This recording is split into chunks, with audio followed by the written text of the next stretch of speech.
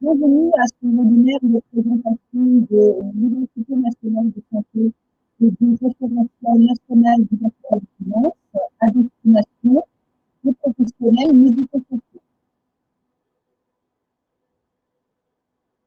On me dit que le son est très mauvais. Alors, c'est un peu enlevé. Donc, je vais enlever le plan ici. Alors, je vais me déconnecter, mais je vais me reconnecter.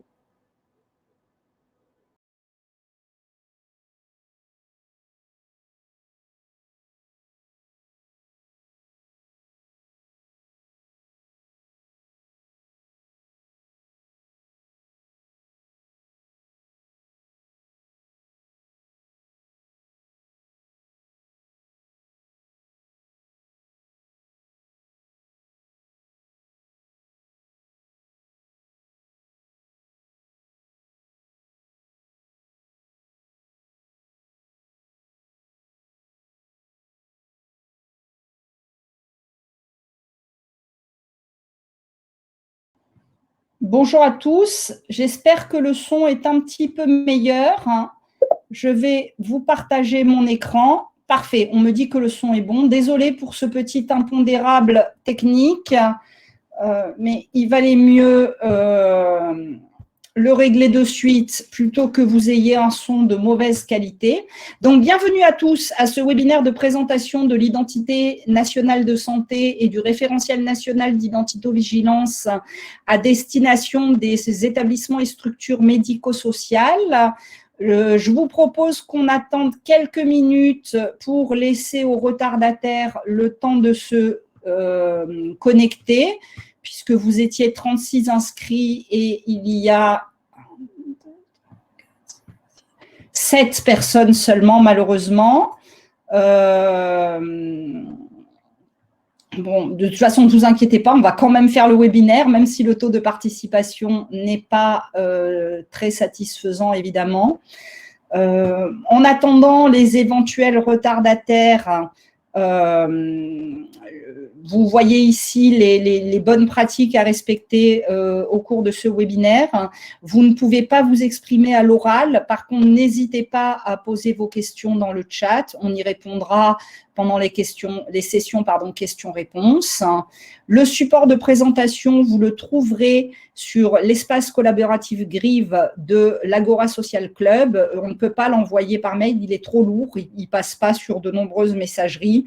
Il suffit de s'inscrire finalement à l'Agora Social Club. Vous demandez en direct l'accès à l'espace Grive et vous l'avez en règle générale de façon extrêmement rapide dans l'heure suivante. Si jamais vous étiez plusieurs à assister à ce webinaire avec une même connexion, merci de mettre dans le chat les noms, prénoms, fonctions et adresses mail des différents participants, de façon à ce qu'on puisse vous envoyer les attestations de présence.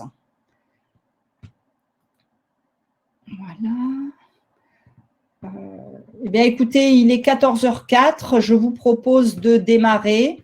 Tant pis pour les retardataires, ils prendront en route. Donc, au cours de ce webinaire, nous allons aborder évidemment l'identité INS et le référentiel national d'identito-vigilance. Je vous ferai un rappel sur les bases d'identito-vigilance. Vous m'excuserez si c'est redondant et que vous connaissez déjà le sujet, mais dans le médico-social, j'ai jugé qu'il valait mieux faire un rappel car je ne connais pas votre niveau de connaissance. Et on s'attardera évidemment sur toutes les bonnes pratiques d'identification primaire qui sont exigées par le référentiel national d'identito-vigilance. Je vous présenterai le téléservice de l'assurance maladie. On parlera un petit peu d'organisation de l'identito-vigilance au sein de votre établissement.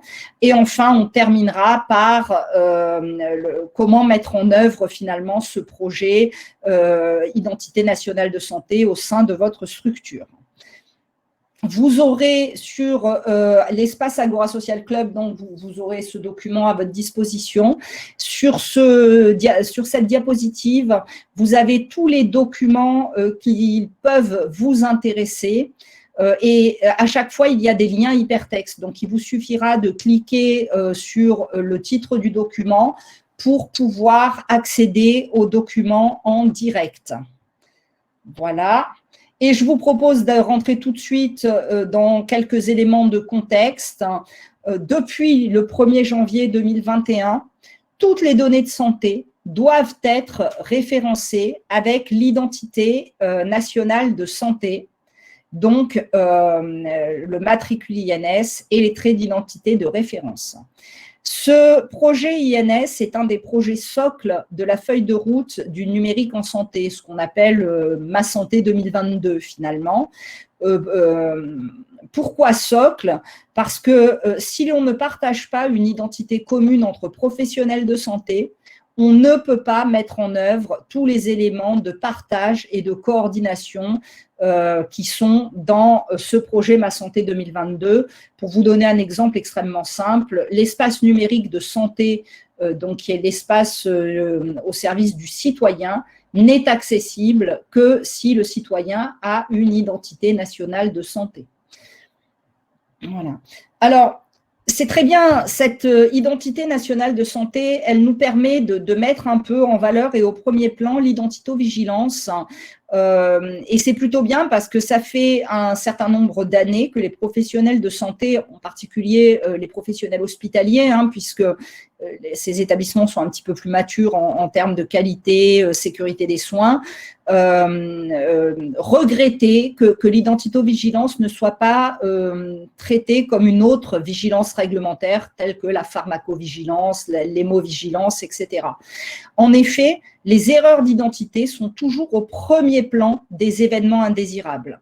Une étude américaine ancienne, qui a presque 20 ans, de 2002-2003, avait montré que 67% des erreurs en transfusion étaient dues à une erreur d'identité de patient. 13% des erreurs de chirurgie sont dues à une erreur d'identité de patient. Et finalement, quand on connaît un petit peu la répartition des noms patronymiques en France, ce n'est pas très étonnant. 50% des personnes en France portent 6,4% des noms.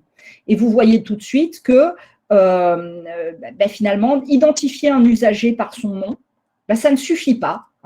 On sait tous qu'il y a des noms extrêmement fréquents, les Dupont, les Martin, par exemple, et que si on dit Monsieur Dupont, il y a peut-être 3, 4, 10, 15 personnes qui vont avoir dans votre système d'information le nom de Dupont. C'est peut-être un petit peu moins vrai en EHPAD, puisque vous n'avez pas beaucoup de passages comme à l'hôpital, mais c'est vrai quand même, et dans tous les cas, vous avez souvent vous pouvez être amené à prendre en charge des couples et donc ils auront forcément le même nom et il faudra utiliser d'autres traits d'identité pour pouvoir les distinguer. Les erreurs d'identitovigilance sont des erreurs essentiellement d'origine humaine et vous allez tout de suite comprendre pourquoi. Vous voyez cette diapositive? Je suis certaine que vous pouvez lire parfaitement ce qu'il y a écrit, sauf que aucune lettre n'est dans l'ordre. Et en fait, le cerveau humain, il photographie finalement, et du moment que le mot a à peu près le bon nombre de lettres, commence par la bonne lettre, finit par la bonne lettre, on arrive à remettre les lettres dans l'ordre. Ce qui veut dire, pourquoi je vous montre cette diapositive? Je vous la montre pour vous prouver que quand on lit un nom, quand on doit faire un enregistrement d'un usager, par exemple, dans le système d'information, ou quand on doit vérifier une identité parce qu'on a un geste ou un acte à faire, administrer des médicaments, faire une prise de sang, par exemple, il faut que cette lecture soit un acte extrêmement conscient parce qu'on peut très vite confondre deux prénoms. Je donne toujours le même exemple, c'est Reine et René.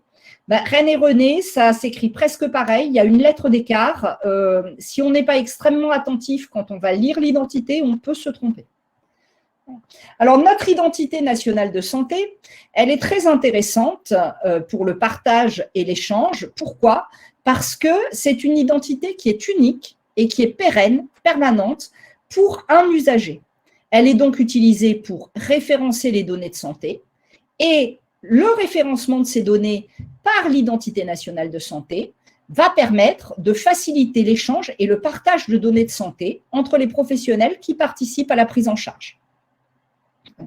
Cette identité nationale de santé, tout le monde ne peut pas l'utiliser. Par contre, hein, le référentiel INS fixe les règles d'usage et de sécurité d'emploi de l'INS et précise bien que seuls les acteurs de la santé et du médico-social ont le droit d'utiliser l'identité INS.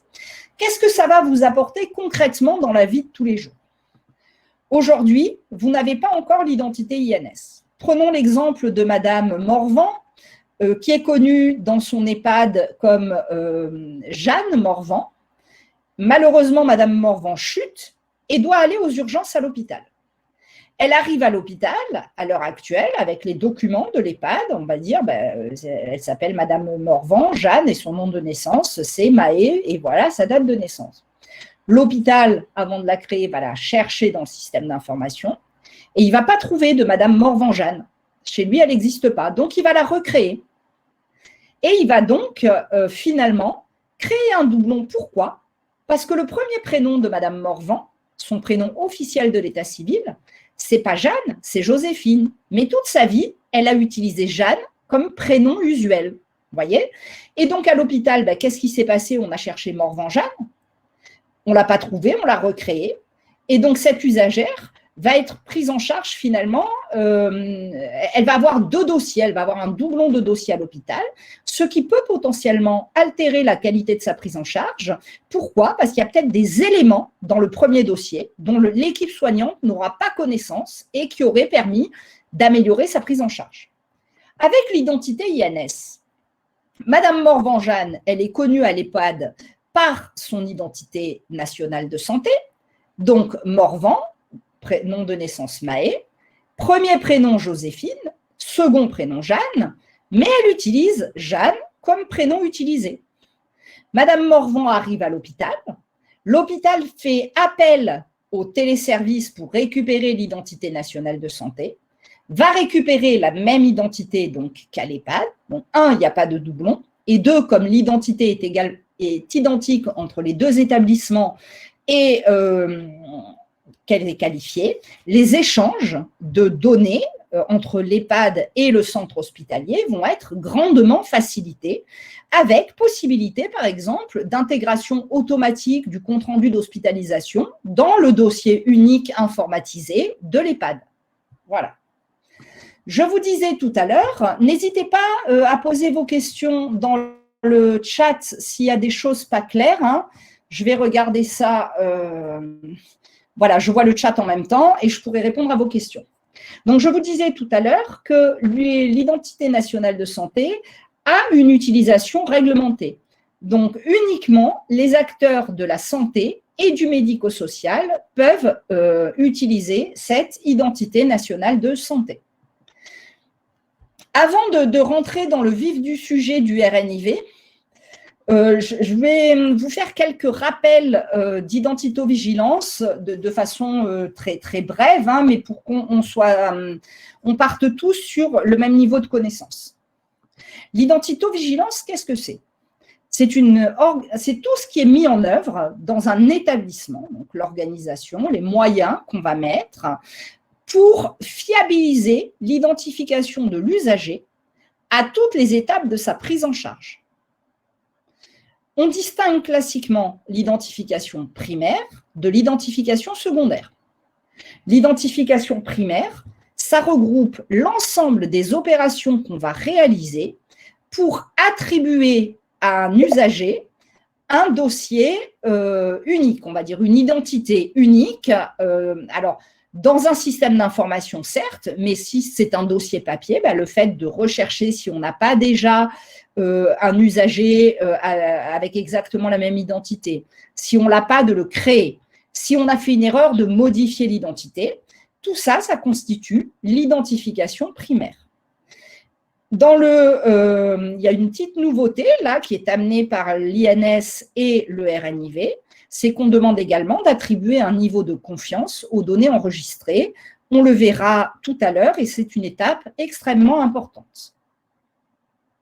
L'identification secondaire, c'est le versant un peu, on va dire, prise en charge soignante c'est tous les moyens qu'on va mettre en œuvre pour s'assurer qu'à chaque fois qu'on devra faire une action, on va dire, de prise en charge avec l'usager, on va bien s'adresser au bon usager. Je dois faire un soin, je dois faire un prélèvement biologique, je dois donner des médicaments, je dois transférer ce patient, cet usager, dans un autre établissement pour qu'il ait un examen ou il a un rendez-vous, une consultation. Je dois m'assurer à chaque étape que je vais toujours bien m'adresser au même usager. Et ça, c'est l'identification secondaire. Voilà. Évidemment, il y a des risques, parce que s'il n'y avait pas de risque, on ne s'occuperait pas d'identité.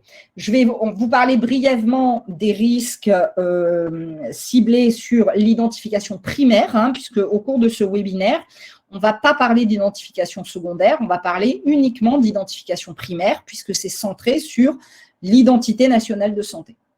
Donc, un doublon, qu'est-ce qu'un doublon? Un doublon, c'est la présence...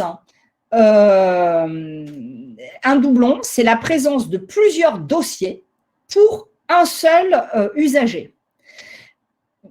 Plusieurs défaillances peuvent expliquer la survenue de doublons. C'est d'abord, on a peut-être du personnel qui n'a pas très bien compris, qui n'est pas bien formé, et au lieu de rechercher s'il existe déjà un dossier, il va créer un dossier. Ou alors, le dossier existe, mais il y a eu une faute dans l'identité, donc quand on l'a recherché, on ne l'a pas retrouvé. Un doublon, c'est quand même ennuyeux parce que, comme je vous le disais tout à l'heure, ça veut dire qu'il y a des données qui sont dans chacun des deux dossiers. Et donc, le professionnel qui va prendre en charge l'usager, hein, que ce soit au niveau médico-social ou médical ou paramédical, il ne va pas disposer de tous les éléments présents. Avec l'identité INS, on aura normalement moins de doublons puisque l'identité, on ne va plus la saisir, on va la récupérer à partir de bases d'identité de référence. La collision, c'est exactement l'inverse du doublon. Dans une collision, c'est quand on mélange des données de plusieurs usagers dans un seul dossier. Parce qu'on s'est trompé quand on a sélectionné le dossier. Hein, je vous disais tout à l'heure que c'était facile de confondre Reine et René. On n'a pas fait attention, on a pris le dossier de Reine au lieu de prendre le dossier de René. Parce qu'il y avait des homonymes et qu'on n'a pas cherché par date de naissance. On a tapé le nom, on a tapé le prénom, puis pas de chance. Il y avait deux usagers différents qui correspondaient à ce nom et à ce prénom. La collision, c'est encore plus grave qu'un doublon. Parce que finalement, l'usager va récupérer, si j'ose dire, les antériorités, l'histoire médicale, les antécédents d'une autre personne. Et sur la prise en charge, il peut y avoir des conséquences encore plus importantes que sur un dossier en doublon. Avec l'identité INS, si on fait une collision, hein, c'est-à-dire on récupère l'identité INS d'un homonyme et qu'on le met dans le dossier d'un autre usager, il y aura une portée beaucoup plus importante, tout simplement parce que l'identité INS, c'est une identité nationale et que vous la transmettrez peut-être à l'hôpital en envoyant l'usager à l'hôpital pour une consultation ou en envoyant des documents ou peut-être au laboratoire, peut-être à la pharmacie, peut-être chez le médecin traitant, etc. Voilà. Donc, je répondrai, Madame Ponzil, à votre question. Je l'ai vue, effectivement, et j'y répondrai pendant la session de questions-réponses tout au début. Ne vous inquiétez pas, je l'ai vue. Donc, cette identité nationale de santé, qu'est-ce que c'est? Ce n'est pas juste un numéro, hein, c'est vraiment une identité, vous le voyez. C'est composé de trois choses, ce qu'on appelle le matricule INS, un identifiant technique qu'on appelle l'OID, et les traits INS. Le matricule INS, c'est le NIR ou le NIA, donc le numéro d'identification au répertoire des personnes physiques, ou le numéro d'identification d'attente. Je vous expliquerai exactement ce que c'est juste après. L'OID, c'est un identifiant technique. Hein, alors, vous ne le verrez jamais, l'OID. Hein, ça sera votre système d'information qui va le récupérer et qui va l'interpréter, hein, finalement. Cet OID, il dit simplement, oui, cette identité que j'ai récupérée dans mon système, elle vient bien de la base nationale de référence, hein, parce qu'il y a cette suite de chiffres techniques qui l'identifient. Et en plus, le matricule INS, je sais que c'est un NIR ou je sais que c'est un NIA. Parce que l'OID du NIR est différent de l'OID du NIA. Et ça va juste permettre à votre système d'information de dire, bon, C'est un NIR, ça veut dire qu'il ne va pas bouger, il est définitif. Donc, je ne ferai les vérifications qu'à périodicité plutôt étendue. On le verra tout à l'heure. Ou alors, c'est un NIA. Ah, le NIA, il va bouger, peut-être, parce que c'est un numéro d'attente. Donc, je vais faire des vérifications plus fréquentes et peut-être à chaque fois que l'usager se présentera, automatiquement, je ferai une vérification pour voir si ce numéro n'a pas changé. Enfin, ce qui est le plus important, ce qui est très important, ce sont les traits INS. Les traits INS, ce sont des traits stricts de référence qui sont issus des bases nationales de référence de l'état civil et pas de base de l'assurance maladie, hein, ce sont bien des bases de l'état civil. Et ces traits sont au nombre de 5. Le nom de naissance, la liste des prénoms de naissance qui arriveront séparés par un espace et pas par une virgule. Hein. Sur une pièce d'identité, il y a une virgule, mais là, dans cette identité nationale de santé, il y a un espace. Le sexe, la date de naissance et le code du lieu de naissance. Le code du lieu de naissance, donc si c'est quelqu'un qui est né en France, ça sera le code de la commune de naissance. Si c'est quelqu'un qui est né à l'étranger, ça sera le code, alors INSEE, hein, le code géographique officiel du pays de naissance. Voilà, donc pour vous donner un exemple, et donc un code commune, ça n'est pas un code postal. Hein. Je vous donne juste l'exemple de Montpellier. Montpellier, le code postal, c'est 34 000. Le code commune, c'est 34 172. Voilà. Alors, on va s'arrêter un tout petit peu sur le NIR ou le NIA.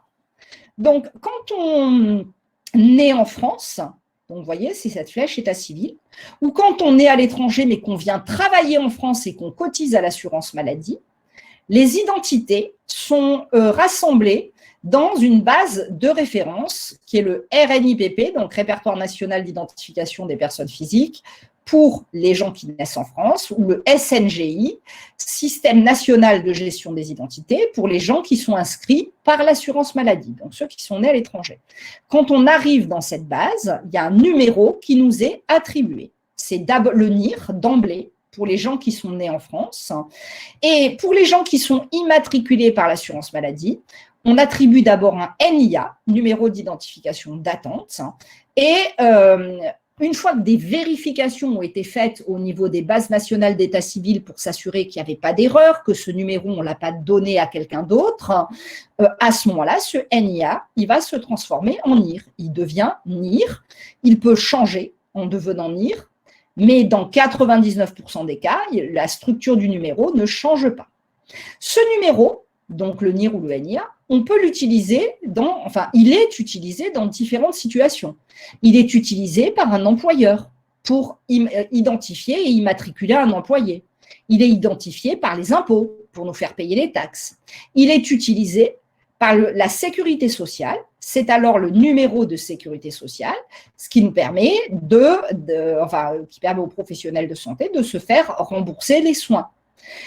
Et il est utilisé enfin comme matricule INS personnel pour référencer les données de santé. Donc, je reviens sur cette diapo-là, pardon. En fait, donc ce numéro de sécurité sociale, il a, ce NIR, il a 15 caractères numériques. Le premier, c'est le sexe. Les 2 suivants, c'est l'année de naissance. Les 2 encore suivants, c'est le mois de naissance. Les 5 suivants, c'est le code du lieu de naissance. Les 3 suivants, c'est le rang de naissance dans la commune pour le mois et l'année qui correspondent à la naissance. Et enfin, les 2 suivants, c'est ce qu'on appelle la clé. Quelle est la différence entre un numéro de sécurité sociale et un matricule INS? Si vous travaillez et que vous cotisez vous-même à l'assurance maladie, votre matricule INS est identique à votre numéro de sécurité sociale.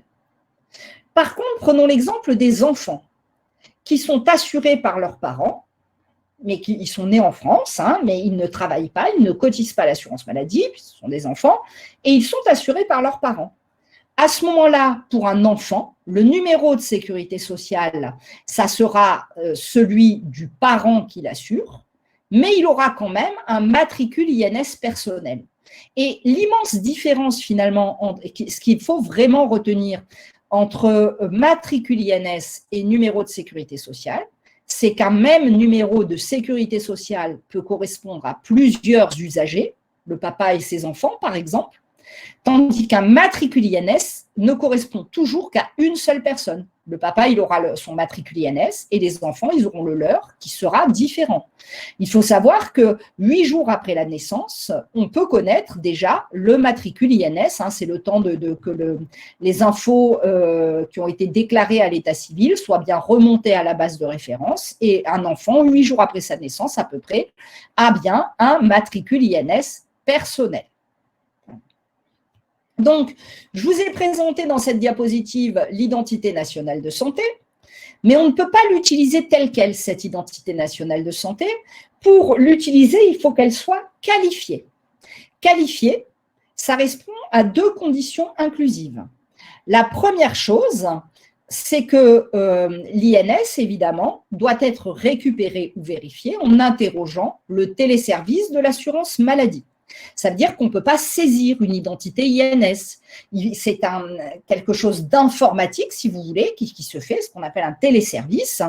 Et l'identité de la base de référence, elle arrive et elle est recopiée directement dans votre système. Donc, vous voyez, on s'affranchit là du risque d'une partie des erreurs humaines. Mais ça ne suffit pas. Il faut aussi que l'identité de l'usager ait été vérifiée en utilisant des procédures d'identito-vigilance.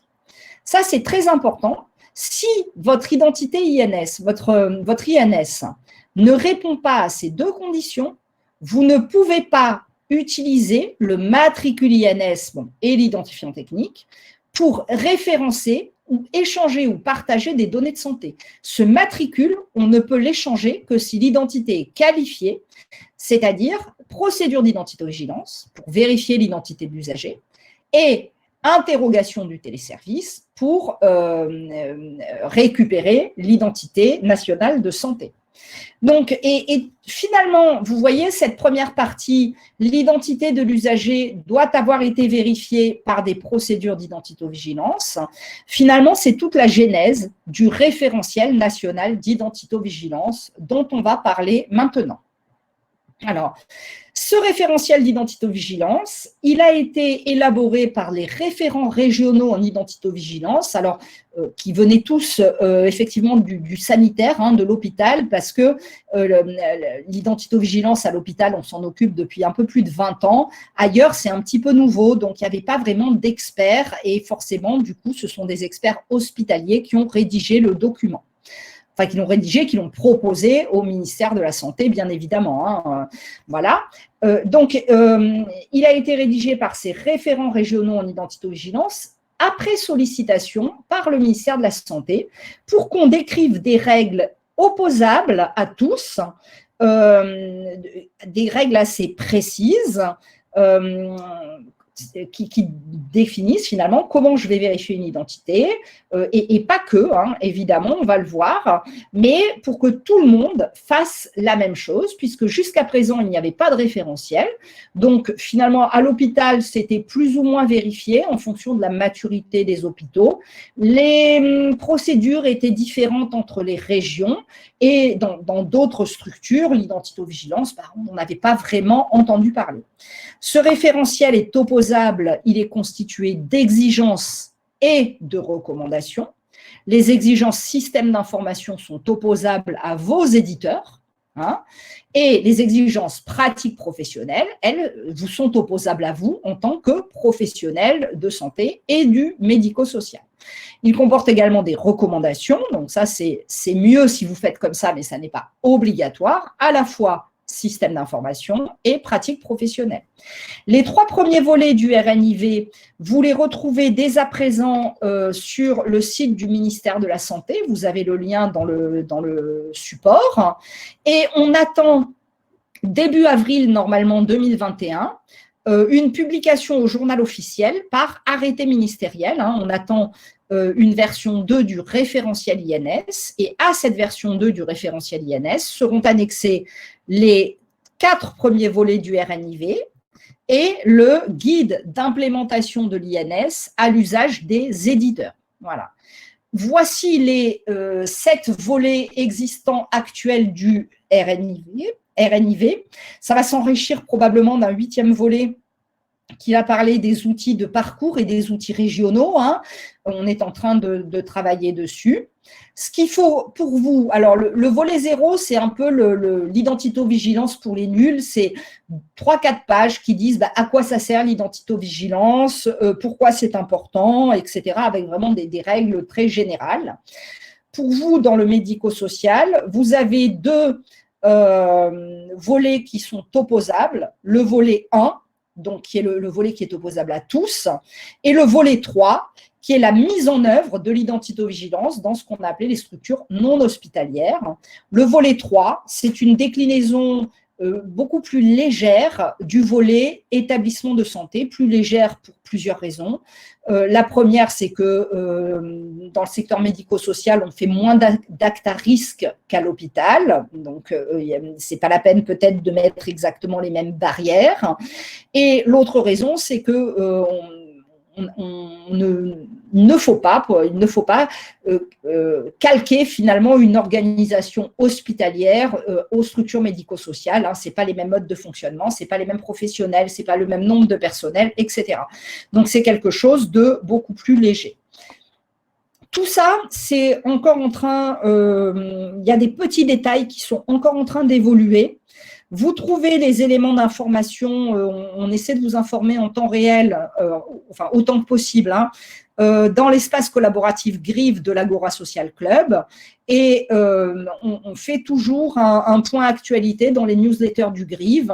Si vous souhaitez recevoir les newsletters du GRIV, il faut vérifier simplement votre fiche professionnelle dans le répertoire opérationnel des ressources et vérifier que vous disposez de la compétence particulière qui s'appelle identito-vigilance. Si vous ne disposez pas de cette compétence, vous pouvez la rajouter vous-même, il n'y a pas de problème là-dessus. Ou si jamais vous avez encore des questions, n'hésitez pas à poser les questions dans le chat, Sophie pourra y répondre. Voilà, ça c'est bon. Ce RNIV, il est complété, donc ce sont des documents de portée générale quand même. Hein. C'est complété par des documents qui sont beaucoup plus pratiques, en particulier des fiches pratiques, des guides, des mémentos, des éléments de communication, qui sont proposés par le réseau des référents régionaux en identito-vigilance. Au niveau régional, dans l'Agora Social Club, vous pouvez retrouver également d'autres éléments intéressants. En particulier, on le verra, des affiches de sensibilisation, des éléments de langage, des cartes d'identité, d'indicateurs, etc. Mais par contre, ça ne vous dispensera pas, évidemment, au niveau de vos structures, de mettre en œuvre et de rédiger et de formaliser des documents spécifiques de structure. Hein, je ne sais pas moi, au niveau régional ou national, on ne pourra jamais vous proposer comment je crée un patient dans mon système d'information parce qu'on ne va pas faire des modes opératoires pour les différents systèmes d'info qui existent. Le RNIV, il traite son champ est assez large. Hein, il traite d'identification primaire, de bonnes pratiques de gestion de l'identité nationale de santé, c'est ce qu'on va principalement aborder aujourd'hui, mais il traite également d'identification secondaire et de gestion des risques et évidemment de gouvernance. On dira quelques mots de gouvernance au cours de ce webinaire. Je vous propose de rentrer directement dans les mesures phares, on va dire, du RNIV en identification primaire. Et tout d'abord, la première chose, c'est qu'est-ce que je dois saisir obligatoirement pour pouvoir créer une identité dans mon système d'information. Le RNIV vous dit, pour créer une identité, vous devez obligatoirement saisir un nom de naissance, hein, le nom de famille, le premier prénom de naissance, la date de naissance de l'état civil, et pas celle de la sécurité sociale. Hein. Vous savez que les dates de naissance état civil peuvent être différentes des dates de naissance sécurité sociale, le sexe et le lieu de naissance. Bon, je pense que globalement, ce sont déjà des traits que vous saisissez dans vos systèmes, à l'exception peut-être du lieu de naissance, qui est déjà pas beaucoup saisi à l'hôpital. Alors peut-être que dans vos structures, vous ne le saisissez pas encore. Le RNIV, il dit aussi, bon, ben ça c'est très bien, on a créé une identité locale, mais dès que possible, dès que je peux, je dois enrichir cette identité en appelant le téléservice INSI. Et quand le téléservice me donne une identité, je dois la récupérer, remplacer l'identité locale que j'avais créée. Et surtout, du coup, cette identité, elle est complétée, elle est enrichie par la liste des prénoms de naissance et le matricule INS. Ce que je ne vous ai pas dit tout à l'heure, mais peut-être que vous vous en doutez, c'est que tous les usagers n'auront pas d'identité nationale de santé. Je vous ai dit que pour avoir une identité nationale de santé, il fallait être soit né en France, soit travailler en France et cotiser à l'assurance maladie. Ça veut dire que le touriste étranger de passage, alors c'est peut-être pas tellement votre préoccupation en médico-social, en sanitaire ça l'est beaucoup plus, mais le touriste étranger de passage, il n'aura pas d'identité INS, il est belge, il habite en Belgique, il ne travaille pas en France, donc ça ne servira à rien pour lui d'appeler une identité INS. Voilà. Et en plus des traits stricts de l'identité, c'est-à-dire les traits stricts, ce sont les traits invariables ou très très peu variables qui ne changent pas dans le temps, le RNIV a traité les cas de quelques traits qu'on appelle complémentaires. Donc, les traits complémentaires, ce sont des traits qui viennent enrichir l'identité, mais qui sont plus variables dans le temps que les traits stricts. Par exemple, le nom utilisé, vous utilisez probablement actuellement le terme nom d'usage, c'est-à-dire le nom que porte l'usager dans la vie courante. Ça peut être son nom de naissance, mais souvent, surtout en France, pour les dames, c'est souvent le nom du mari, c'est le nom marital. Le prénom utilisé, il y a un certain nombre d'usagers qui n'utilisent pas leur premier prénom de naissance. Ils utilisent peut-être le deuxième, sachant que l'article 57 du Code civil dit « N'importe quel prénom de l'état civil peut être utilisé comme prénom usuel ». Mais ils peuvent aussi utiliser des prénoms qui n'ont rien à voir avec leur prénom officiel, qui sont des diminutifs ou qui sont des prénoms francisés, etc., etc. Donc, ce sont des traits complémentaires qui peuvent enrichir l'identité de l'usager. Voilà. Par contre, ce qui est bien précisé dans le RNIV, c'est que si on utilise, on saisit un nom utilisé et un prénom utilisé, on doit évidemment le faire dans des champs dédiés du système d'information. Je ne vais pas mettre un nom d'usage dans le champ nom de naissance. Je ne vais pas mettre le troisième prénom de l'état civil parce que c'est celui-là qu'utilise l'usager dans la vie de tous les jours, dans le champ premier prénom. Il faut que votre éditeur vous propose des champs spécifiques. Alors, pour l'instant, ce n'est pas obligatoirement le cas de tous les logiciels, mais les logiciels, et pour répondre un peu à la question de Mme Ponzil par anticipation, évidemment que les logiciels vont devoir évoluer. Et je vous ai bien dit, le RNIV est opposable aux éditeurs. Donc, ils vont être obligés d'évoluer. Et comme c'est une évolution réglementaire, normalement, ça ne doit pas vous coûter beaucoup plus d'argent que vos frais de maintenance que vous avez dans le cadre du contrat que vous avez avec votre éditeur. Je voulais faire un petit, alors vous me pardonnerez si c'est trop simple, mais je ne connaissais pas votre niveau de connaissance. Il y a des bonnes pratiques de recueil de l'identité. L'identité se recueille toujours par question ouverte. C'est-à-dire, une question ouverte, c'est quelle est votre date de naissance? Quel est votre nom de naissance? Ce n'est pas vous êtes bien Monsieur Dupont ou Madame Durand avec un ton interrogatif. Non. Pourquoi on vous dit de poser des questions ouvertes? Parce que ça oblige l'usager à être acteur, à vous répondre, et donc il est peu probable qu'il vous réponde de l'identité de quelqu'un d'autre.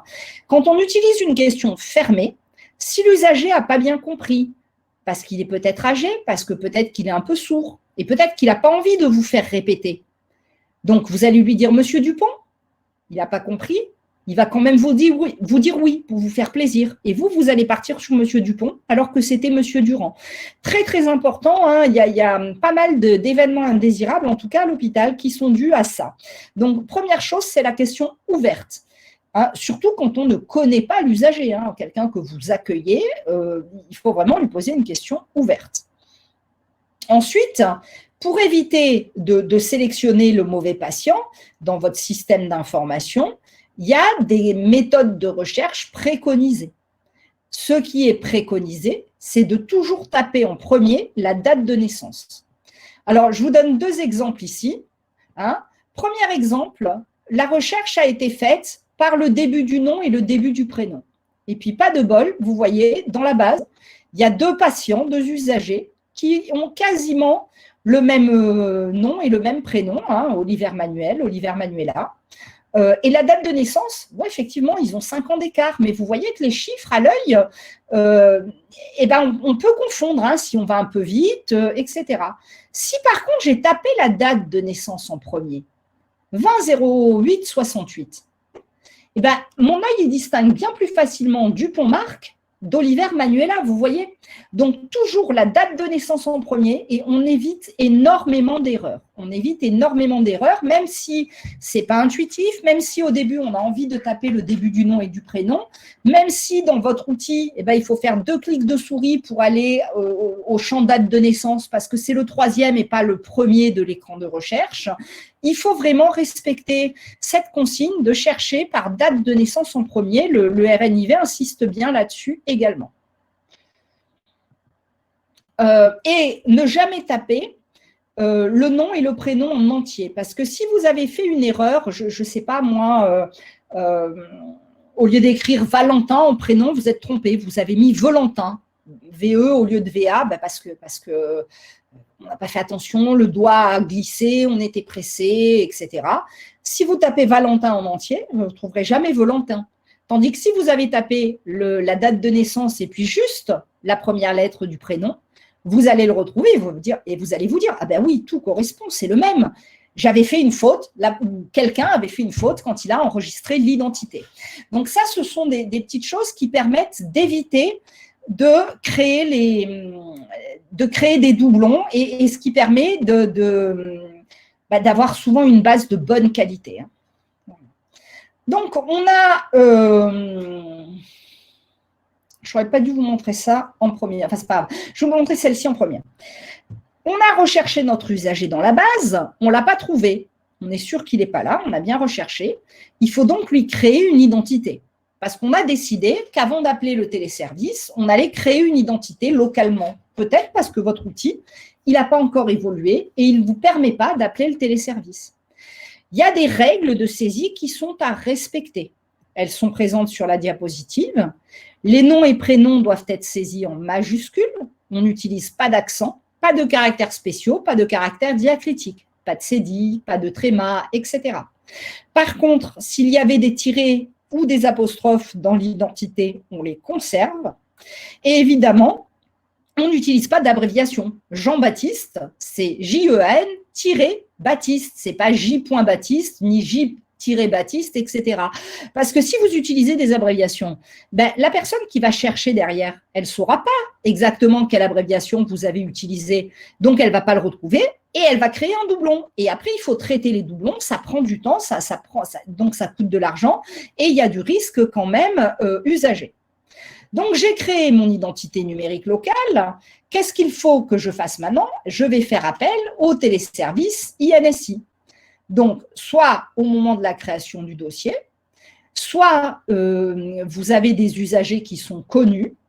Vous pouvez récupérer, par exemple, à partir du 1er avril, l'identité INS parce que votre outil a évolué. Et pour vos usagers connus et qu'ils reviennent, il va falloir faire appel au téléservice pour que ces usagers aient une identité INS. Donc, vous récupérez, vous interrogez le téléservice, il vous répond une identité, on va le voir tout à l'heure, et vous allez remplacer l'identité locale par l'identité INS. Pour obtenir une identité qualifiée, une identité nationale de santé qualifiée, il va falloir vérifier, contrôler la cohérence de l'identité qui est dans votre système d'information et que vous propose le téléservice par rapport à l'identité qui est présente sur une pièce d'identité de haut niveau de confiance. Donc, les pièces d'identité de haut niveau de confiance acceptées, c'est le passeport français ou étranger, la carte d'identité française ou pour les pays de l'Union européenne. Alors, ça, vous avez vraiment la nouveauté. Le titre de séjour, dans la version RNIV qui est en ligne sur le ministère de la Santé, il n'est pas encore accepté. Mais on a eu une réunion vendredi avec le ministère de la Santé et on a réussi, parce qu'on trouvait que c'était un problème de ne pas accepter le titre de séjour pour qualifier une identité. Donc, du coup, il y a eu une évolution là-dessus. Et dans la version du RNIV qui paraîtra au journal officiel, il y aura bien le titre de séjour comme permettant de qualifier une identité. Des dispositifs électroniques d'identification sont également acceptés. Il faut qu'ils soient d'un niveau qui s'appelle substantiel, au sens du règlement européen EIADS. Bon, très honnêtement, pour l'instant, des dispositifs d'identification de niveau substantiel, il n'y en a pas beaucoup. Hein. On attend l'application carte vitale pour fin 2022. Et puis après, bon, bah, ça va se développer, hein, parce que c'est un peu ça l'avenir, hein, l'identification électronique, toutes ces choses-là. Pour les enfants qui ne sont pas obligés d'avoir une pièce d'identité, on peut utiliser le livret de famille ou un extrait d'acte de naissance, mais accompagné de la pièce d'identité du responsable légal. Pourquoi? Parce que sur un livret de famille et sur un extrait d'acte de naissance, il n'y a tout simplement pas de photographie. Une fois que j'ai bien contrôlé la cohérence,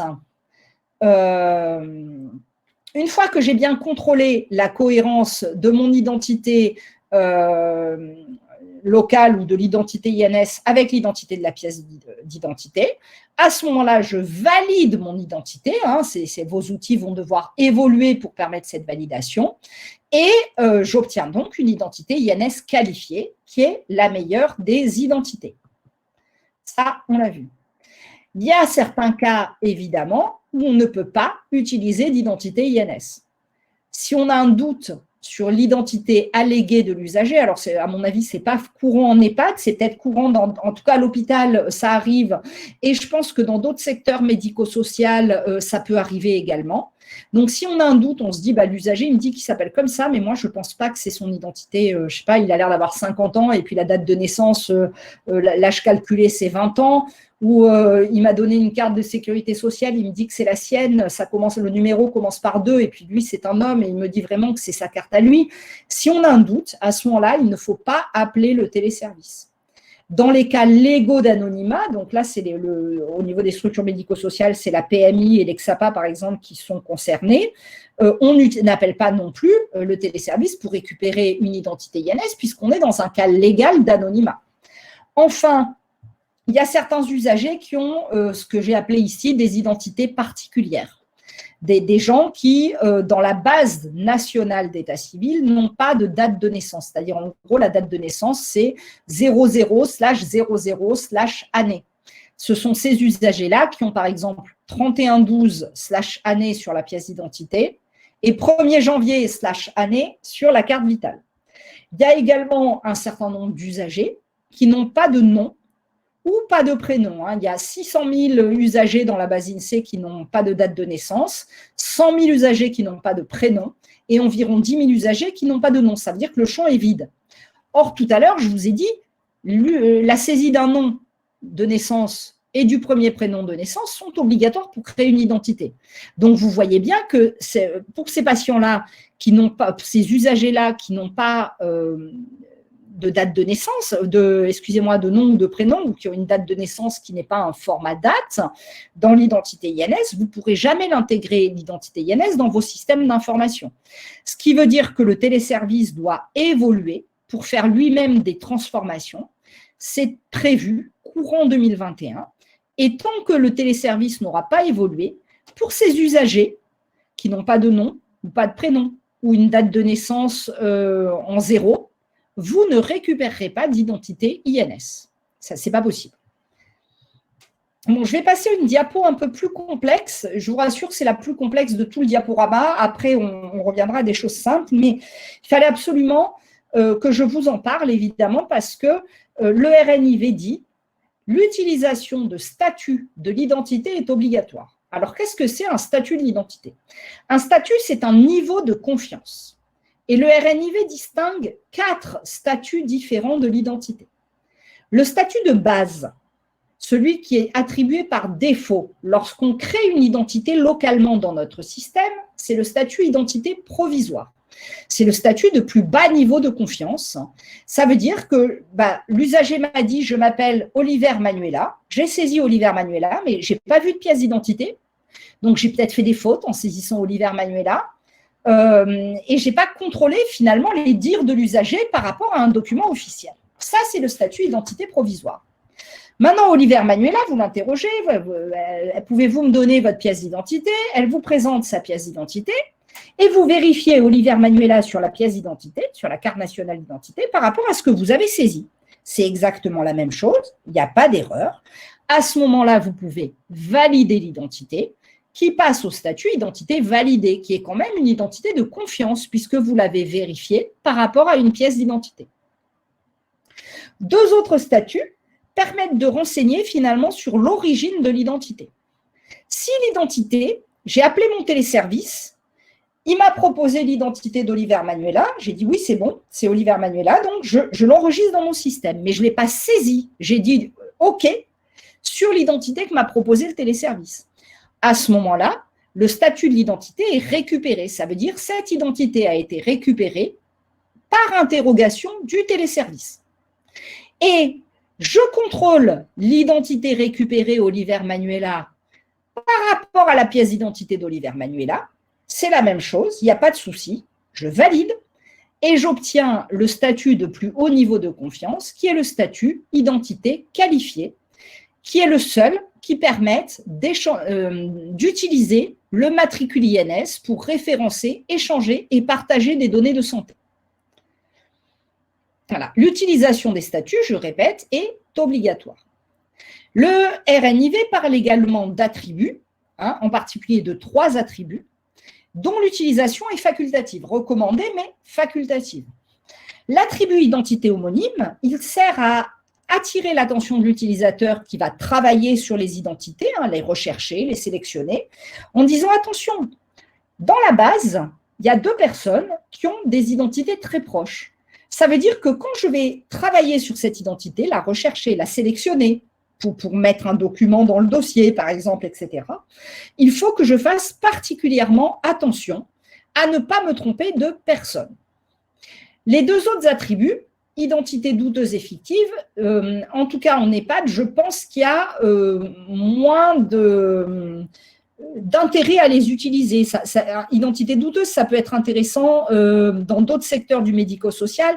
C'est très intéressant à l'hôpital, puisqu'il y a des hôpitaux qui ont, certains hôpitaux malheureusement qui sont beaucoup exposés au risque d'usurpation d'identité. Mais en médico-social, en tout cas en EHPAD, je pense que c'est beaucoup moins intéressant.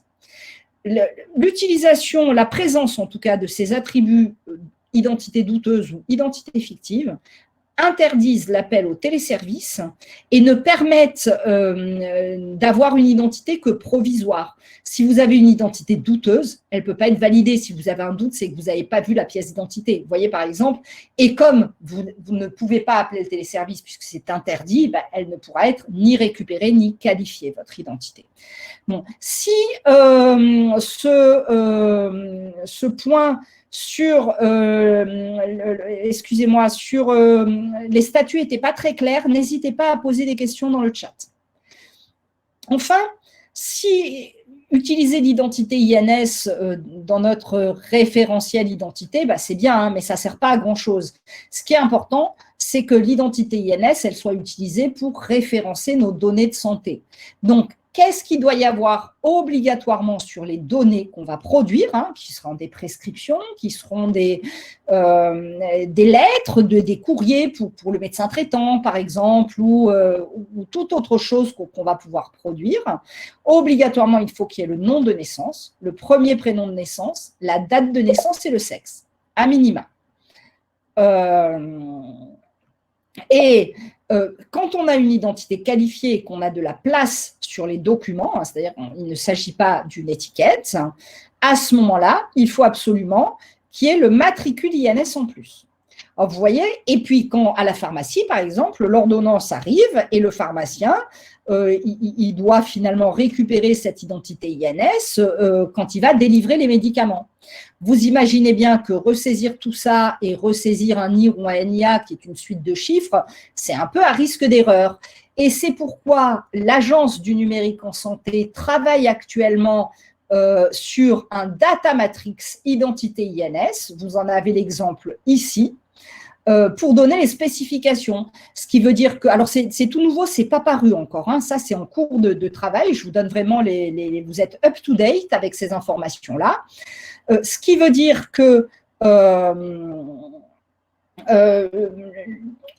l'usager se présente à la pharmacie avec une ordonnance, il y a son data matrix identité INS, le pharmacien, il prend, ou le laboratoire de ville, ou le radiologue, hein, n'importe quel professionnel de santé, il prend son lecteur de code barre 2D, il scanne ce data matrix, et là, il a toute l'identité INS de l'usager qui va arriver automatiquement dans son système d'information, et il n'aura plus qu'à la vérifier par rapport au téléservice.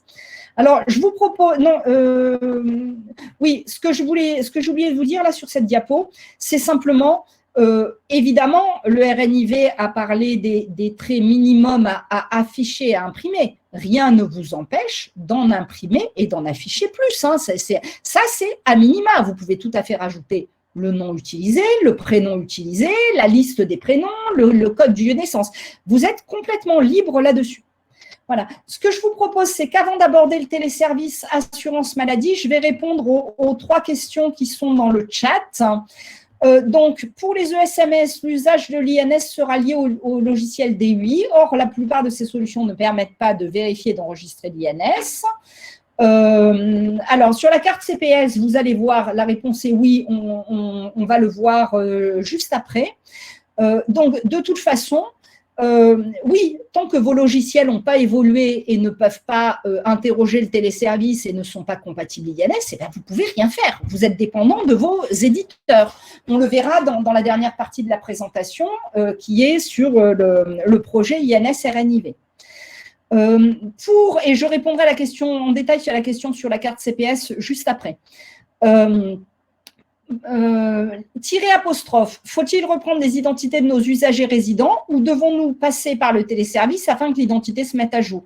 Vous faites comme vous voulez. Ça, personne ne vous dit il faut faire comme ci ou comme ça. Moi, de toute façon, vous serez obligé d'appeler le téléservice. Donc, c'est peut-être pas la peine de perdre du temps à mettre les tirets apostrophes maintenant, tant que vous n'êtes pas en capacité d'appeler le téléservice. Vous ferez tout en même temps. Vous appellerez le téléservice et quand il vous renverra l'identité, vous écraserez vos traits locaux et vous récupérerez les tirets et les apostrophes. Moi, je pense qu'il faut attendre le téléservice. Alors, si l'identité ne peut être ni qualifiée ni validée, elle reste en identité provisoire. Tout simplement, vous avez une identité, vous n'avez pas de pièce d'identité en identité provisoire ou en identité récupérée. Si vous avez quand même appelé pour cet usager-là le téléservice de l'assurance maladie et que vous avez quand même récupéré l'identité qui vous a été proposée par le téléservice, mais elle reste soit en identité provisoire, soit en identité récupérée. Vous ne pouvez pas utiliser le matricule INS pour référencer, échanger ou partager des données de santé, mais vous avez le droit d'utiliser les traits, par contre, hein, les traits de l'identité. Du coup, je passe à la présentation du téléservice de l'assurance maladie.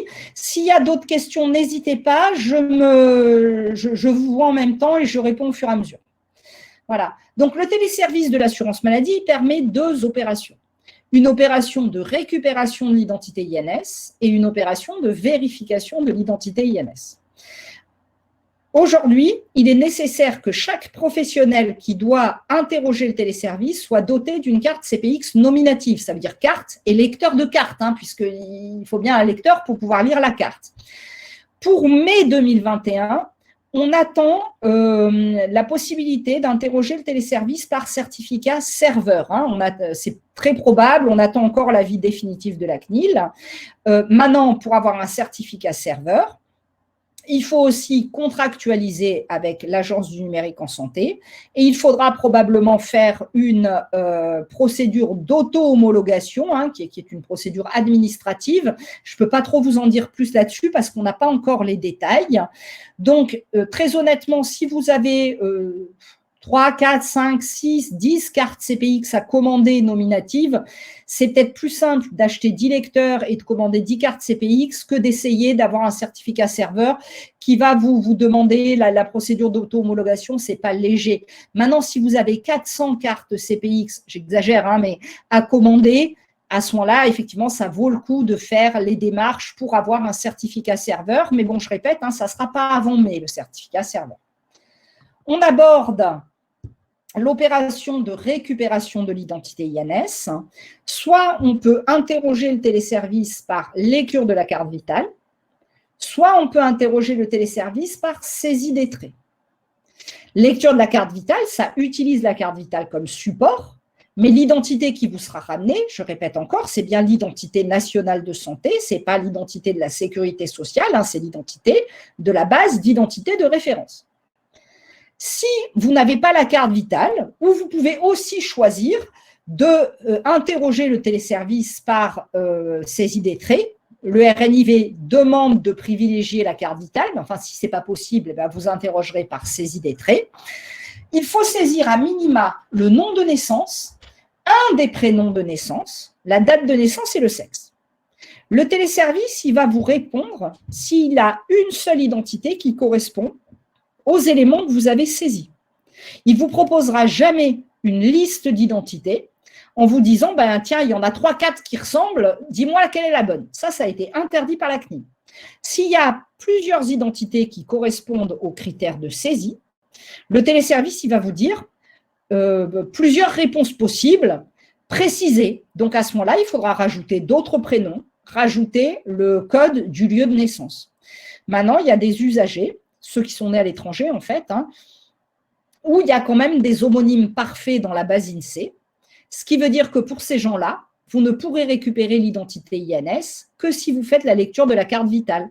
Pourquoi? C'est des usagers, par exemple, qui portent le même nom, le même prénom, qui sont nés le 31-12 ou qui n'ont pas de date de naissance d'une année. Et au lieu d'avoir un code commun de naissance, on a un code pays. Évidemment, c'est beaucoup moins discriminant qu'un code commun. Voilà. Et une fois que le téléservice il a trouvé une seule identité, il va vous la ramener avec les traits de l'identité INS que je vous ai rappelés sur cette diapositive. La vérification de l'identité INS, on va la faire quand? On va la faire quand on recevra une identité INS, une identité nationale de santé transmise par un autre professionnel et vous ne connaissez pas l'INS de cet usager-là. À ce moment-là, avant d'intégrer l'INS qui vous est transmise par l'autre professionnel, il faudra faire un appel au téléservice de vérification. Et le deuxième cas de figure, c'est périodiquement, le référentiel INS dit tous les 3 à 5 ans, vous devrez vérifier en masse l'INS contenu dans vos bases. Hein, est-ce que ça n'a pas changé? Est-ce que c'est toujours la même? Pour ce téléservice de vérification de l'identité INS, l'utilisation de la carte CPX est actuellement toujours obligatoire et on attend également l'arrivée de certificats serveurs. Voilà. Est-ce que vous avez des questions sur l'identité INS ou des questions en général avant que je passe à l'organisation de l'identito-vigilance dans les structures?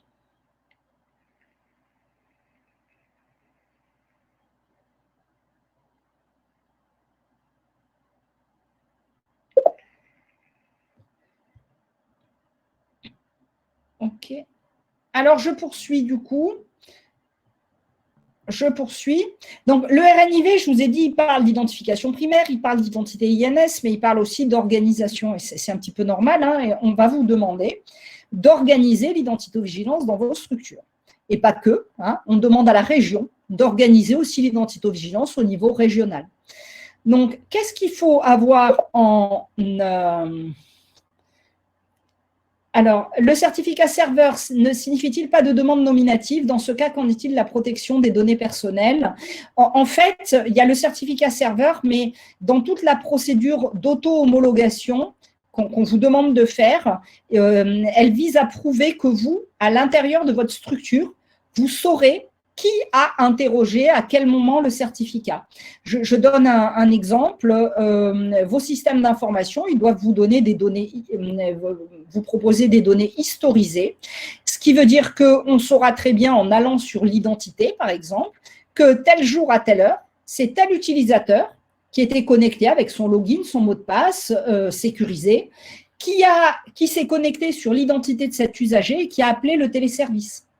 Voilà, le certificat serveur, c'est pour ça qu'il y a une demande d'auto-homologation avec des vérifications d'organisation, on va dire, dans vos structures, parce que la CNIL veut s'assurer que si on pourra toujours remonter à la personne qui aura interrogé. Je reviens sur la formalisation.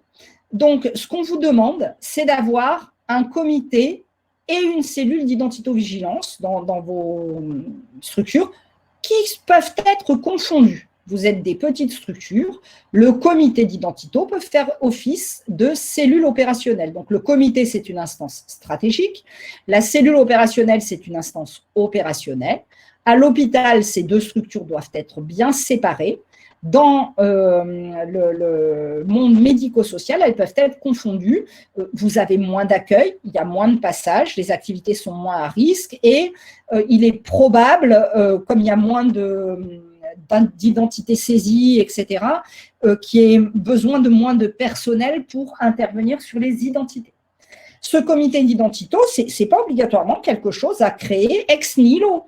Vous pouvez tout à fait utiliser une instance que vous avez déjà, si vous avez un comité qualité, un comité de direction, le comité, je ne sais pas moi, qui se réunit trimestriellement pour les médicaments, vous pouvez décider qu'en même temps, et alors il faudra l'écrire, hein, ça se formalise bien évidemment, mais qu'en même temps, eh ben, vous consacrerez une partie de la réunion à l'identito-vigilance, aux problématiques, etc., à l'étude des indicateurs, etc.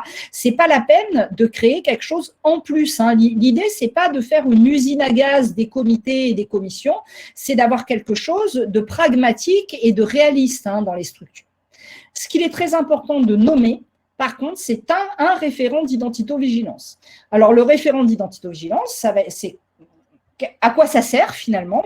C'est l'interlocuteur de tous au niveau de la structure dès qu'il y a un problème d'identito-vigilance, y compris de la direction, voire de la région. C'est lui qui finalement connaît le mieux la thématique, normalement, connaît le mieux les pratiques et va être en charge finalement d'organiser, voire de faire les formations pour les professionnels, de suivre les indicateurs, de remonter les problématiques, etc. Vous n'êtes pas obligé de nommer un seul référent, vous pouvez en nommer deux. Par exemple, vous pouvez avoir un référent pour l'identification primaire, et là, à ce moment-là, ça peut être le responsable du bureau des entrées, hein, celui qui connaît peut-être le mieux l'identité, et un référent pour l'identification secondaire, qui peut être alors si vous avez un responsable qualité dédié, ça peut être lui, ça peut être le cadre coordonnateur, ça peut être l'IDEC, ça dépend de vos structures et de votre organisation. Évidemment, à l'heure actuelle, ils ne sont pas formés, vos référents. Sachez que la région va organiser au deuxième semestre des formations spécifiques pour les référents d'identito-vigilance en médico-social. Ça sera 4 modules de 2 heures, hein, alors séparés d'1 à 2 semaines, hein, pour ne pas prendre trop de temps sur le temps de travail des gens. On attend simplement de savoir s'il y a assez d'établissements intéressés pour monter la formation, parce que c'est quand même des formations qui demandent beaucoup de temps et d'énergie à monter. Donc, si on n'a pas un nombre d'établissements suffisants intéressés, forcément, on ne pourra pas le faire. On propose également des formations de base en identification primaire pour les personnels en charge de la recherche et de la création des identités. Sophie va vous mettre dans le chat la date de la prochaine formation. Et on propose également, alors là, ce sont des formations de 2 heures, et on propose également, on a une session au mois d'avril, une formation en identification secondaire. Alors là, c'est vraiment plutôt pour les soignants, hein, infirmiers, aides-soignants, bon, les médecins s'ils sont intéressés, mais plutôt infirmiers, aides-soignants. Voilà. Vous devez avoir dans votre structure une charte d'identito-vigilance. Vous voyez à l'écran un peu toutes les parties que doit contenir cette charte. Pour l'instant, je vous conseille d'attendre un petit peu avant d'y travailler parce qu'on est en train de travailler avec l'Agence nationale d'appui à la performance. L'idée, c'est de vous proposer un modèle qui sera adaptable dans vos établissements, mais où il y aura déjà toutes les parties un peu communes à tous les types de structures pour finalement vous aider dans cette formalisation. Voilà. Vous devez bien évidemment organiser la formation du personnel. Donc, je vais passer rapidement puisque j'ai déjà parlé de la formation. Sachez que nous organisons des formations, donc n'hésitez pas, Sophie va vous mettre les liens dans le chat et n'hésitez pas sinon à nous envoyer un message à grive@ies-sud.fr. Là, voilà, Sophie vous a mis dans le chat le lien d'inscription pour la formation identification primaire. Elle va vous mettre aussi celle d'identification secondaire et autres. Voilà. Voilà. Évidemment, le RNIV vous dit l'identité, il y a des risques. Avec l'identité INS, il y a des conséquences plus importantes, donc il faut vraiment gérer les risques. Et le RNIV prévoit finalement décrit un peu les actions à faire en termes de gestion des risques. Donc, il y a des actions sur les systèmes d'information. Alors, référentiel unique d'identité, ça veut dire quoi? Ça veut dire que j'ai un seul outil dans lequel je vais créer les identités. Et si j'ai plusieurs logiciels que j'utilise dans ma structure, tous ces logiciels, ils doivent être alimentés par les identités par ce que j'appelle mon référentiel d'identité, c'est-à-dire l'outil maître des identités. Si vous avez un DUI dans lequel vous faites tout, c'est votre référentiel unique d'identité. Cartographie des flux, c'est quand vous avez plusieurs logiciels pour décrire les échanges entre logiciels. Charte informatique, c'est important. Je pense que ça sera aussi regardé dans le cadre de SMS numérique. Ça, hein. Je n'ai pas plus d'infos que ça là-dessus, mais ça me paraît important. Et évidemment, et là c'est valable pour tous, et c'est de la sécurité des systèmes d'information, votre outil doit vous proposer l'historisation des modifications d'identité. C'est-à-dire, vous allez sur une identité, vous devez savoir exactement qui et à quel moment a fait quelle action sur cette identité. Au niveau pratique professionnelle, on vous demande également de vous attacher au maintien qualité de votre base, dépister les doublons, si on a les traiter. Si jamais on a fait des collisions, c'est-à-dire on a mélangé les données des usagers dans un seul dossier, il faut gérer ces collisions, décollisionner. Et si possible, essayer de travailler sur les identités. Est-ce que j'ai des identités incohérentes? Je ne sais pas moi, quelqu'un qui est né en 1515, ce n'est pas possible. Vous voyez, c'était peut-être 1915, mais pas 1515. Donc, mais vous n'avez peut-être pas encore les outils. Et enfin, il y a évidemment les nouveaux risques qui arrivent avec l'arrivée de l'identité INS qui seront également à prendre en charge. Quand on met en place une vigilance, il faut évidemment, idéalement, la suivre par indicateur. Le premier indicateur que vous voyez ici en gras sera très certainement à remonter au niveau national. Alors, par quelle modalité ça sera à remonter, on ne sait pas, hein, le national est en train de travailler dessus. Sachez que nous, on a déjà, le GRIV a déjà travaillé sur des cartes d'identité d'indicateurs et également sur un tableau de bord de saisie des résultats qui devrait être d'ici le 1er avril, d'ici une quinzaine de jours, même pas, il devrait être disponible sur l'espace Agora Social Club. Tout est fini, si vous voulez, on est en train de revoir un petit peu la mise en forme pour faire un truc un peu joli, quoi, hein, tout simplement. Voilà, le tableau de bord, je vous en ai parlé. Alors, est-ce que vous avez quelques questions avant qu'on aborde la dernière partie de ce webinaire qui sera assez rapide en fait, hein. C'est en gros, qu'est-ce qu'il faut faire chez vous pour mettre en œuvre l'INS et le RNIV? D'accord, donc comme c'est pour Sophie, du coup, je poursuis et si jamais je m'interromprai. Donc, première chose, sachez qu'il y a un questionnaire d'auto-évaluation spécial EHPAD qui est en ligne sur le site de l'ANS.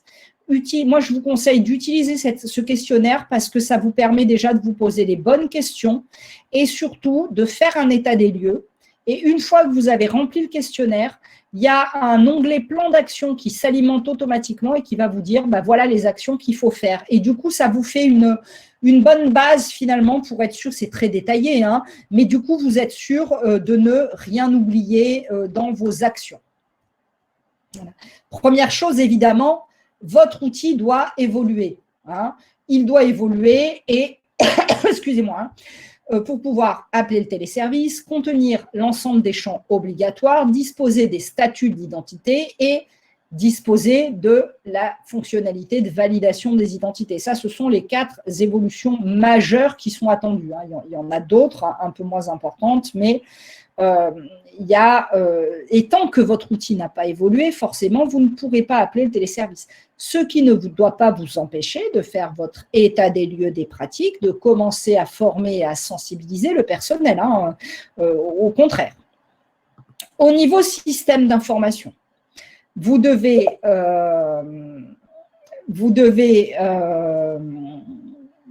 faire un état des lieux également. Donc, identifier les points d'accueil. À quels endroits de ma structure je crée des identités? Est-ce que dans ces endroits-là, j'ai des cartes CPX? Est-ce que dans ces endroits-là, j'ai des lecteurs de cartes CPX? Parce que si on a des cartes et pas de lecteurs, on ne peut pas faire, et vice-versa. Voilà. Vous devez également, je suis en train de regarder si je l'ai mis ailleurs, ouais, on va en parler là. Vous devez également contacter votre éditeur de logiciel. Est-ce qu'il a entendu parler d'INS? Normalement, il devrait. Est-ce qu'il a commencé à travailler sur la version? Quand est-ce que la version INS du logiciel sera disponible? Est-ce que je peux l'installer comme ça, cette version, ou est-ce qu'il faut que je monte de version? Est-ce qu'il faut que je fasse autre chose, etc. Donc, vous devez absolument contacter vos éditeurs de logiciels. Voilà. Ensuite, recenser les données de santé que vous envoyez vers l'extérieur. Et est-ce que ces données sont… recensez déjà tout ce que vous envoyez vers l'extérieur et interrogez-vous. Est-ce que ce que j'envoie vers l'extérieur, c'est de la donnée de santé? Est-ce qu'il faut que ça soit référencé avec l'identité INS? Sur l'EHPAD, pour les EHPAD, globalement, tout ce qui va sortir, ça va être de la donnée de santé, vers l'hôpital, vers le médecin traitant, vers le labo, etc. Dans d'autres types de structures médico-sociales, ce n'est pas évident. Il y a des données qui sortent et qui ne sont pas des données de santé. Voilà. Une fois qu'on sait les données de santé qu'on envoie à l'extérieur, il faut qu'on sache comment on les envoie. Est-ce que c'est du PDF ou est-ce que c'est des formats structurés, c'est-à-dire de l'échange informatique par interface avec des métadonnées, etc. Si c'est du PDF, ce qu'il faudra, c'est bien vérifier que sur le document PDF apparaissent bien les éléments de l'identité INS. S'il y a des données structurées avec des métadonnées, à ce moment-là, il faut vérifier, prendre contact avec l'éditeur et bien s'assurer que dans les métadonnées, il y aura bien l'identité INS. Voilà. Donc là, il y a un petit travail informatique à faire, mais globalement, je pense qu'en contactant vos éditeurs, ça doit aller assez vite. Donc, la charte identito-vigilance sera à formaliser. Le comité d'identito-vigilance à mettre en place, on en a déjà parlé, je ne reviens pas dessus. Voilà. Et tout ça, tous ces éléments-là, de mise en conformité des pratiques avec le RNIV, si vous remplissez le questionnaire d'auto-évaluation, vous aurez tout ça en plan d'action. Je pense que probablement, vous n'avez pas, peut-être, je peux me tromper, mais peut-être que vous ne saisissez pas systématiquement le lieu de naissance. Donc là, si votre outil vous permet de le saisir, pourquoi pas essayer d'enrichir tout de suite votre identité, ça sera plus facile pour récupérer une identité INS après. Voilà. Et ensuite, vous avez à réfléchir un tout petit peu sur vos organisations. Donc, première chose, quelles seront les divergences que le personnel de premier niveau, le professionnel de l'accueil pourra accepter? Et à partir de quelles différences il faudra qu'il en réfère au référent d'identito-vigilance? Donc, tout de suite, vous voyez que si j'ai une différence des espaces à la place de tiret apostrophe, c'est les règles de saisie qui étaient différentes. Donc, c'est la même personne. Si j'ai plusieurs prénoms qui me reviennent de l'identité INS et moi, j'avais l'habitude de n'en saisir qu'un, tout le reste est pareil, c'est le même usager. Si je ne saisissais pas de code de lieu de naissance, je vais avoir quelque chose qui va revenir alors que moi, je n'avais pas l'information. Si j'en saisissais un, mais en code postal, j'aurais une petite différence. Par exemple, je reprends mon exemple de Montpellier. Moi, j'ai 34 000 et le téléservice, il me renverra 34 172. Voilà.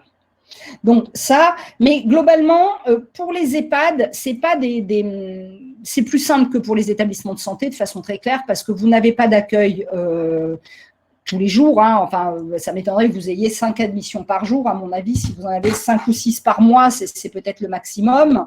Excusez-moi. Donc, du coup, quand vous aurez quand votre outil vous permettra de récupérer l'identité INS, ça sera peut-être intéressant pour vous de faire une opération en disant sur une semaine, je m'organise pour récupérer l'identité INS de tous mes résidents. Et si j'ai des difficultés, alors vous avez toujours possibilité de vous adresser au référent régional en identito pour PACA, c'est moi. Donc pour nous, vous écrivez à grive@ies-sud.fr et on pourra même, si on n'est pas trop chargé, je ne peux pas prendre d'engagement aujourd'hui, mais on pourrait même venir sur site pour vous aider à récupérer ou à mettre en route la récupération des identités INS. Après, ça dépend de la charge de travail qu'on aura, mais ce n'est pas du tout exclu qu'on puisse le faire. Voilà. Donc, qui va valider les identités? Vous êtes pour les EHPAD, je parle EHPAD, vous avez peu d'accueil par jour, je l'ai déjà dit. Donc, je pense que la personne qui va créer l'identité a largement le temps de la vérifier et de dire, j'ai la pièce d'identité, je fais le contrôle de cohérence, je valide mon identité. Vous pouvez aussi dire, non, ça ne sera pas celui qui a réalisé la saisie, ça sera quelqu'un d'autre a posteriori. C'est ce qu'on conseille en établissement de santé, s'ils peuvent le faire, parce qu'il y a beaucoup d'accueil, il y a beaucoup de passages et il y a le temps pour accueillir un usager est très restreint. Ce n'est pas obligatoirement ce que je conseillerais aux EHPAD. Moi, je conseillerais de bien former les personnels de front office, qui réalisent l'accueil directement, et que tout ce travail se fasse en front office. Si jamais vous avez un échec de l'appel au téléservice par lecture de la carte vitale, ça ne devrait pas être très fréquent, mais on n'a pas encore de recul là-dessus. Vous avez le choix de dire soit l'interrogation du téléservice par saisie des traits sera faite en présence de l'usager après l'interrogation par carte vitale, ou alors vous avez le choix de dire non, moi, je ferai ça quand l'usager sera parti ou sera installé, ou, etc., pour ne pas faire perdre de temps. Vous n'avez pas beaucoup de passages. Moi ça me paraît autant, pareil, en établissement de santé, on conseille plutôt de faire la recherche par trait a posteriori, autant en EHPAD, moi, j'aurais tendance à conseiller de faire la recherche par trait en immédiat. Voilà. Enfin, la partie juridique de l'affaire, parce qu'il y a un tout petit peu de juridique, alors ce n'est pas grand-chose. En gros, si vous avez des contrats de sous-traitance, c'est-à-dire vous avez des contrats avec vos éditeurs de logiciels, mais vous pouvez tout à fait avoir des contrats de sous-traitance avec de l'imagerie médicale, avec de la biologie médicale, par exemple, peut-être avec une pharmacie, je ne sais pas si vous n'avez pas de pharmacie à usage intérieur. À ce moment-là, il faut mettre à jour ces contrats et en particulier pour vos conventions avec vos sous-traitants métiers, il faut absolument que dans les conventions, vous insériez une clause de respect du référentiel INS et du RNIV, respecté par les deux parties. C'est-à-dire que votre sous-traitant puisse faire confiance aux identités que vous lui envoyez et que vous puissiez faire confiance à ceux qu'il va lui vous renvoyer, c'est-à-dire peut-être des identités avec des résultats, etc. Sur l'Agora Social Club, vous allez trouver un lien vers une fiche qui a été rédigée par le réseau des Trois Rives, référents régionaux en identito, qui contient un modèle de clause de confiance. Donc, si vous n'êtes pas bien équipé en juriste ou que vous n'avez pas envie de vous embêter, vous pouvez prendre ce modèle et c'est vraiment très bien indiqué. C'est-à-dire là, on vous dit écrivez le nom de la structure, etc., etc. Le RGPD impose également de mettre à jour le registre de traitement. Donc, vous avez l'identité nationale de santé, qui est une nouvelle donnée traitée, donc qui doit apparaître dans votre registre de traitement. Vous devez également la prendre en compte dans votre analyse d'impact relative à la protection des données personnelles. et éventuellement faire une mise à jour de votre analyse des risques. Vous avez ici sur la droite pas mal de liens qui vont vous aider éventuellement à réaliser l'analyse d'impact sur la protection des données. Vous avez des liens vers la CNIL, etc. Voilà. Enfin, il va falloir sensibiliser, informer vos correspondants et vos usagers. En particulier, alors vos usagers, ils ne peuvent pas s'opposer à l'utilisation de l'identité INS. C'est une obligation légale. Par contre, vous devez les informer. Donc, vous avez vos documents à mettre à jour. Vous pouvez mettre peut-être une affiche d'information dans les lieux d'accueil.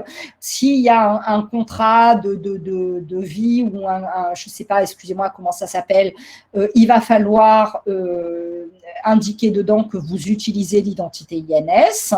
Vous pouvez préparer quelques éléments d'information qui seront donnés oralement. Vous avez d'ailleurs une fiche pratique du réseau Trois-Rives sur les éléments d'information également sur l'espace Agora Social Club. Si vous avez un site internet, vous pouvez mettre un petit peu d'informations sur votre site internet. Voilà donc une information assez classique. Et sachez qu'une campagne nationale d'information sur l'identité nationale de santé va débuter probablement fin avril, début mai. Ils sont en cours de validation auprès de l'organisme de dépôt des logos là, qui s'appelle l'INPI. Et ça sera des affiches, en fait. Il y aura 3 affiches différentes qui expliquent à quoi ça sert l'identité INS, quel est mon intérêt à ce que le professionnel utilise une identité INS, etc. Sachez que le GRIV vous propose, alors on a le site internet qui est en cours de révision.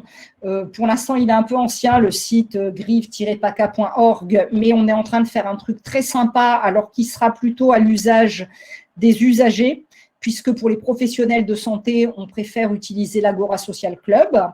On a 2 affiches qui sont sur Agora Social Club que vous pouvez utiliser. Hein, il n'y a aucun souci, vous les téléchargez, vous les utilisez, c'est fait pour. Donc, la verte qui a été travaillée avec les représentants d'usagers de France Asso Santé, et la rouge qu'on avait fait, nous. Alors, elles sont un peu différentes. Là, c'est plus pourquoi il faut que je présente ma pièce d'identité, c'est pour qualifier mon identité INS. Celle de droite, c'est vraiment qu'est-ce que l'identité INS et à quoi ça sert, en gros. Hein, voilà. Écoutez, j'en ai fini avec ce webinaire. J'en profite tout de suite. Alors, je vous passe la dernière diapo. Donc, n'hésitez pas à poser. Il nous reste quelques minutes. Je suis désolée, j'étais un petit peu longue. Mais bon, il y a beaucoup à dire aussi. N'hésitez pas à poser des questions dans le chat. Si jamais vous n'aviez pas eu le temps de poser vos questions, vous pouvez tout à fait les envoyer à griff-ies-sud.fr. Et qu'est-ce qui va se passer à l'issue de cette formation ? Sophie va vous envoyer un questionnaire de satisfaction sur la formation. Elle va également vous envoyer, si vous pouvez y répondre, ça serait super parce que ça va nous aider dans notre travail avec l'Agence nationale d'appui à la performance, un questionnaire pour faire un peu un état des lieux des pratiques en EHPAD. L'idée, c'est de voir un peu quels sont vos besoins et qu'est-ce qu'il faut qu'on travaille en premier avec la NAP.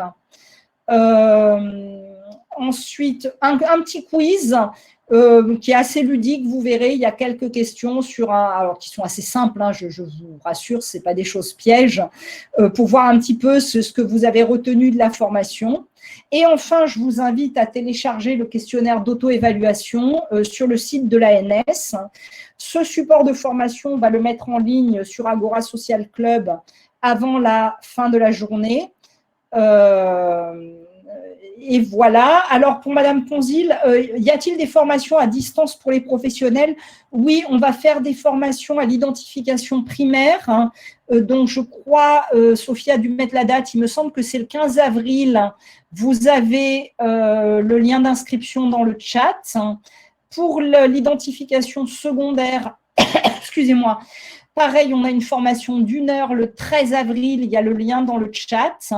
Et si vous ne travaillez pas en EHPAD, alors vous travaillez où? C'est ça qui est intéressant justement pour essayer d'adapter les pratiques.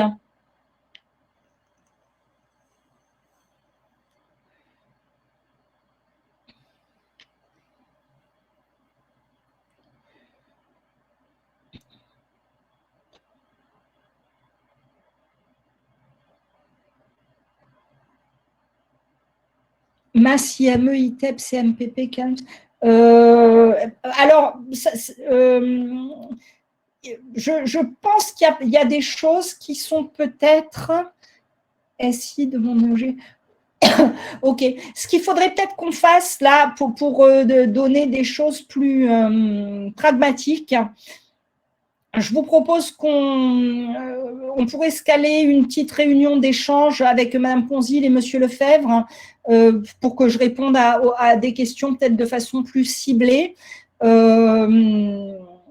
Il me semble que c'est peut-être mieux et qu'on échange vraiment sur vos spécificités.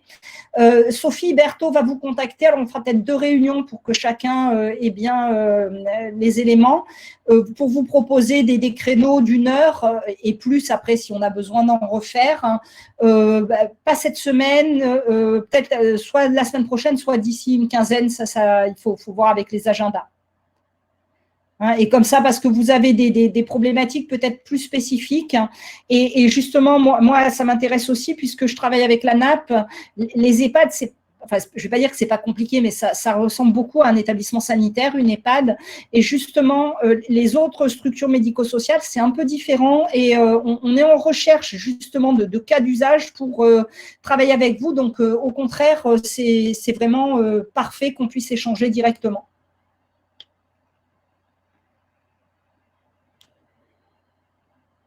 Voilà. Si vous pouvez vraiment répondre au questionnaire de satisfaction, n'hésitez pas, hein, si ce n'était pas bien, vous dites que ce n'était pas bien, si ça ne répondait pas à vos attentes, parce que moi, ça me permet de réajuster, en fait, hein, pour essayer d'améliorer les formations au fil de l'eau. Il y a 4-5 questions, ce n'est pas énorme. Je pense que Sophie va vous envoyer les liens dès ce soir. Et bien, à ce moment-là, pour Madame Gopfer aussi, alors, MAS, IEM, il n'y a pas de souci. À ce moment-là, on pourrait faire, à la limite, on peut peut-être faire une réunion à 3, enfin 3 plus à 4, parce que peut-être que les échanges des uns vont intéresser les autres, et à ce moment-là, avec un outil de réunion, quoi, où on peut vraiment échanger et partager. Hein, pas de souci. Sophie va vous proposer quelque chose.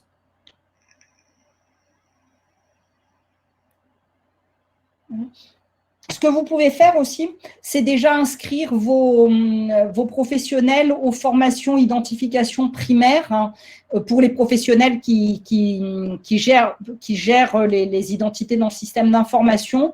Il n'y a pas de… N'hésitez pas parce qu'on en a déjà fait une et les gens ont beaucoup appris et étaient assez contents de la formation.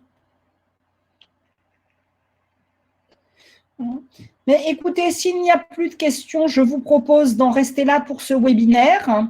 Je vous remercie à tous de votre présence et je vous souhaite une bonne fin d'après-midi. Au revoir à tous.